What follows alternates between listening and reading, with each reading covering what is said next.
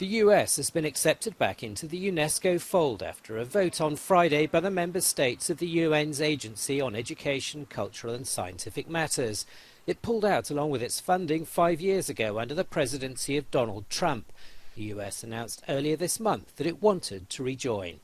If you're really going to say that you are involved in global cooperation on a range of issues, whether we're talking about climate change, whether we're talking about journalistic freedom, whether we're talking about technological and scientific progress, you should be part of UNESCO.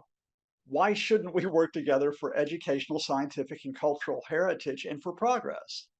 Now, it may happen that by being on the right side of contemporary affairs, you also gain soft power for yourself. Although the vast majority of countries voted in favour, Russia and China both opposed its return.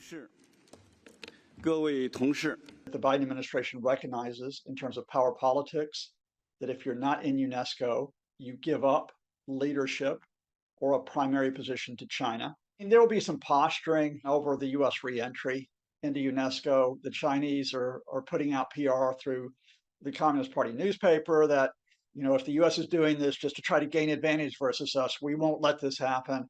But let's be honest here. The United States, for many years, was the largest funder contributor to UNESCO. The United States has a lot that it can bring to UNESCO in terms of cooperation. I think all of this will lead to a general welcoming.